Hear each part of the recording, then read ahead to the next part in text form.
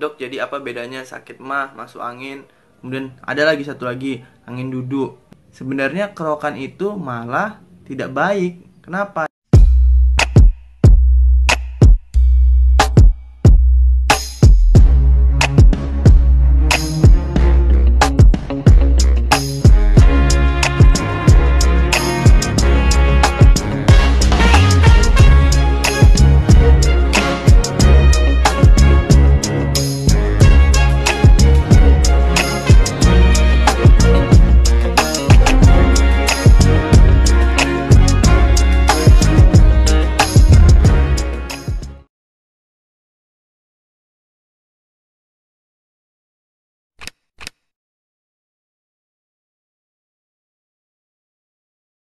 Woi, halo semua, kembali lagi bareng aku Dr. Andika. Terima kasih yang udah dukung channel ini dan terus dukung agar aku semangat buat video-video baru berikutnya. Kali ini aku mau bahas tentang masalah kesehatan. Nah, topiknya adalah dispepsia atau yang disebut dengan penyakit MAH atau asam lambung. Banyak juga di luar sana yang menanyakan, "Dok, apa sih bedanya dispepsia, apa sih bedanya sakit mah, apa sih bedanya masuk angin?" Nah, nanti di sini akan kita bahas semuanya. Nah, buat rekan-rekan yang belum subscribe, silahkan subscribe dan like serta komen.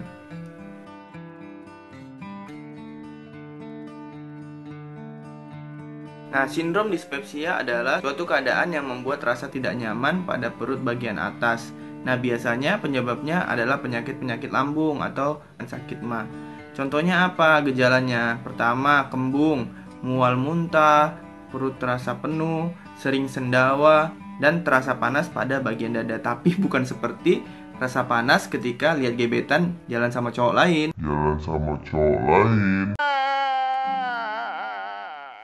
Ya.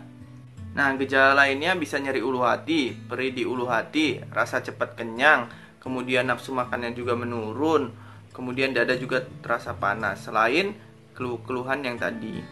Nah, dispepsia itu terbagi menjadi dua, dispepsia organik dan dispepsia non-organik atau fungsional. Nah, dispepsia organik itu artinya penyebab sakitnya itu telah diketahui, penyebab mual, muntah, dan yang lainnya tadi udah diketahui penyebabnya, yaitu bisa karena organnya yang luka, bisa karena organnya yang teriritasi, atau ada penyakit-penyakit infeksi. Dispepsia yang non-organik itu penyebabnya belum jelas, bisa karena sekresi asam lambungnya yang meningkat, bisa karena dismortalitasnya ususnya, bisa karena diet, bisa karena psikologis, contohnya seperti stres akut. Nah, ini juga sering disebut di luar sana tentang masuk angin. Dok, jadi apa bedanya sakit mah, masuk angin, kemudian ada lagi satu lagi, angin duduk. Nah, aku coba jelasin satu-satu ya. Kalau tadi sakit mah atau dispepsia itu sudah jelas ya, gangguan rasa tidak nyaman pada perut bagian atas. Nah, kalau masuk angin apa dok? Nah, masuk angin sebenarnya istilah yang digunakan masyarakat awam tentang sakit lambung ya, karena perutnya terasa kembung, makanya dibilang masuk angin. Jadi sebenarnya nggak ada masuk angin itu. Jadi simpelnya begini, kalau memang benar ada masuk angin ya sudah, obatnya cuma satu, tutup lubang anginnya biar tidak masuk angin, ya kan? Jadi lubang angin di hidung ditutup, mulut tutup, mata ditutup, telinga ditutup, ya udah sekalian mati. What? Ya kan? Jadi nggak ada istilah masuk angin ya. Nah, di luar sana kalau orang masuk angin solusinya pasti satu, kerokan. Nah, itu bukan menjadi solusi yang baik untuk penderita-penderita sakit mah. Jadi di luar sana percaya kalau kerokan itu dapat mengeluarkan anginnya, atau sendawa yang sering. Jadi orang gitu ya. Jadi sebenarnya kerokan itu malah tidak baik. Kenapa? Yang pertama, kerokan itu merusak pembuluh-pembuluh darah kapiler yang ada di permukaan tubuh. Makanya efeknya jadi merah-merah. Ya, bukan berarti merah-merah itu keluar anginnya ya, itu malah rusak pembuluh darahnya. Kemudian yang kedua adalah kulitnya teriritasi karena digosok-gosok terlalu kuat ya. Kemudian angin duduk. Nah, ini beda lagi penyakit lambung dengan angin duduk di luar sana. Nah, angin duduk itu lebih spesifik dengan serangan jantung ya. Jadi yang orang bilang di luar sana angin duduk itu sebenarnya adalah serangan jantung. Ya, makanya banyak orang di luar sana bilang si A meninggal karena angin duduk. Sebenarnya nggak ada istilah angin duduk. Kalau ada angin duduk berarti tinggal carikan kursinya biar sembuh, ya kan? Jadi angin duduk itu adalah penyakit jantung biasanya. Ya, jadi makanya orangnya bisa meninggal dengan tiba-tiba. Itu juga harus hati-hati karena gejalanya bisa seperti dispepsia atau sakit mah, bisa nyeri ulu hati ya, atau mual muntah juga bisa ya. Itu harus hati-hati ya. Atau sudah minum obat, kalau tidak sembuh segera cek ke dokter. Oke? Kebanyakan kita itu punya masalah-masalah lambung. Ya, jadi di Indonesia ini cukup banyak pasien-pasien dengan keluhan-keluhan lambung. Yaitu seperti penyakit, nah mungkin salah satunya ada kalian juga. Nah, sebenarnya apa yang menyebabkan seseorang itu punya penyakit lambung atau sakit mah atau dispepsia tadi? Nah, faktor risiko orang terkena dispepsia itu ada beberapa. Yang pertama, karena masalah gangguan saluran pencernaannya sendiri, karena masalah organnya itu sendiri. Nah, yang kedua, itu adalah kebiasaan makan yang salah. Contohnya, berbicara saat makan, kemudian makan tanpa dikunyah, langsung ditelan. Kemudian juga bisa karena habis makan terus berbaring atau tidur. Nah, kalian pasti sering tuh yang habis makan terus tidur. Nah, itu jangan boleh dibiasakan karena itu dapat menyebabkan gangguan pada lambung. Kemudian bisa juga karena mengkonsumsi makan-makan yang dapat memicu gangguan lambung. Contohnya seperti alkohol. Janganlah kalian minum alkohol, udah tahu dapat mabuk. Selain lambung kalian rusak, hati kalian juga rusak. Jadi bukan hanya mantan aja yang buat bisa hati sakit, tapi alkohol juga.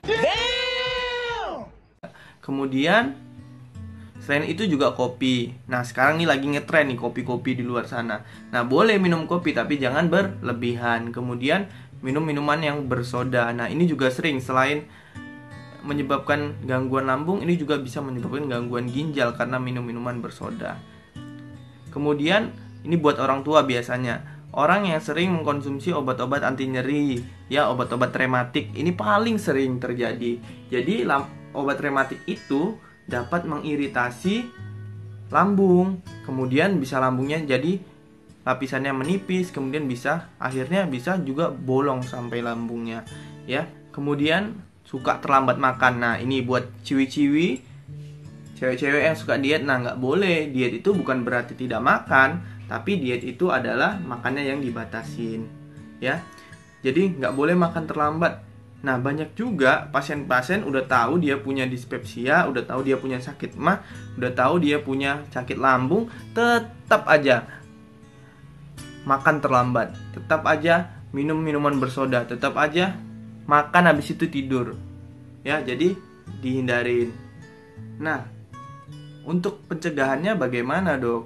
Nah, biar penyakit itu tidak kambuh, biar penyakit itu tidak terkena pada kita. Nah, buat kalian yang belum terkena atau yang tidak memiliki penyakit gangguan lambung, asam lambung, kemudian dispepsia, sakit mah, nah cara mencegahnya adalah mengurangi atau menghindari kebiasaan-kebiasaan makan makanan yang dapat memicu gangguan lambung. Contohnya makan yang pedas-pedas. Ya, kalau kalian pengen makan pedas boleh, tapi jangan sering-sering. Dan kalian seharusnya tahu kalau kalian tuh mampu makan pedas atau tidak. Ya, jadi sadar diri. Kemudian makan makanan yang tinggi alkohol, yang mengandung alkohol. Kemudian atau minuman tinggi kafein, kemudian minum minuman bersoda. Nah, jangan kalian coba. Boleh, tapi sedikit lah. Janganlah kalian gas semua. Kemudian jangan sok-sok diet lah, jangan sok-sok diet. Boleh diet, tapi tetap makannya terjaga ya. Itu untuk orang-orang yang belum terkena. Untuk orang-orang yang sudah terkena penyakit lambung, ya kalau bisa di stop makan makanan yang tadi, ya, makan makanan yang dapat memicu gangguan lambung. Kemudian bisa dengan obat-obatan. Nah, tapi obat-obatan ini tidak menyembuhkan. Obat-obatan ini hanya mengurangi gejalanya saja, ya, tidak menyembuhkan. Menyembuhkannya bagaimana? Yaitu tadi menghindari makan makanan yang dapat memicu atau makannya tetap teratur dan terjadwal ya. Yang penting adalah makan yang sering, ya, jangan sampai lambungnya kosong, ya. Misalnya sarapan pagi jam 7, makan siang jam 12. Nah, di sela-sela itu seharusnya ada snack-snack kecil yang harus dimakan sehingga lambung kita tidak kosong. Itu yang penting, ya. Nah, selain itu juga bagi yang sering mengkonsumsi obat-obatan rematik, buat emak-emak nih atau bapak-bapak nih yang sering konsumsi obat rematik, ini paling sering emak-emak nih atau nenek-nenek deh. Diingetin keluarga kalian ya, jangan terlalu sering minum obat-obatan yang dapat menghilangkan rasa sakit tanpa konsultasi dengan dokter. Biasanya belinya di warung, belinya obat-obat rematik yang dapat mengiritasi, karena kalau konsultasi ke dokter dia akan memberikan obat yang untuk mencegah efek samping yang akan timbul di kemudian hari. Tapi kalau minum sendiri gimana mau tahu? Nah, kemudian yang terakhir adalah pencegahan dengan cara konseling mental. Contohnya penyebab dari dispepsia itu adalah gangguan psikologis atau stres akut. Nah, itu juga bisa konseling mental. Jadi jangan dipendam sendiri kalau punya masalah, itu penting ya. Nah, cukup mantan aja yang dipendam. Oke, sampai ketemu di video berikutnya. Jangan lupa kalau ada pertanyaan silahkan komen di bawah. Sekali lagi terima kasih. Sampai jumpa di video berikutnya. Gaskan!